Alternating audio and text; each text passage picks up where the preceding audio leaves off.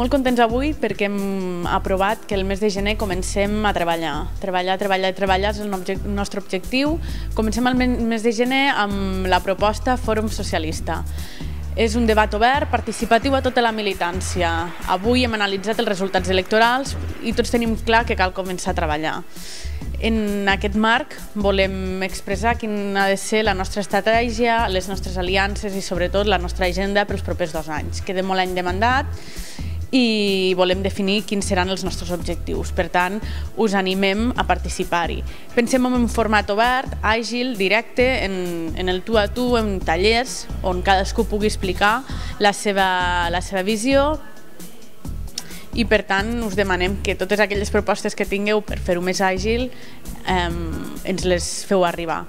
I a la mateixa vegada farem xerrades sobre diferents temes, en un format més pensant en una escola, tot un dia de reflexió i sobretot organitzar-nos per continuar la lluita.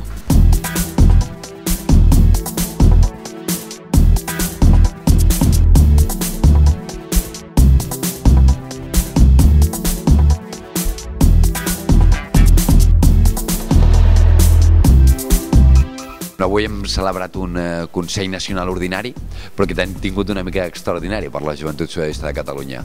En aquest hem parlat sobretot de les eleccions que vam tenir diumenge passat, el 25 de novembre, al Parlament de Catalunya i de la feina que havia fet l'organització, la Joventut Socialista de Catalunya.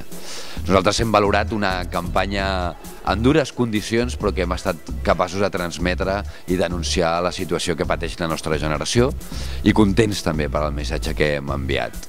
Malauradament, els resultats pel conjunt del socialisme català han estat negatius i afrontem aquesta nova etapa els anys que venen i això ha estat la gran conclusió d'aquest Consell, amb la voluntat ferma de reconstruir l'espai progressista, reconstruir el socialisme català, amb la voluntat ferma de refundar d'alguna forma l'espai de l'esquerra catalana i a fer una aposta decidida per poder regenerar el nostre electorat i teixir una aliança amb els joves d'aquest país on la Joventut Socialista de Catalunya sigui clau.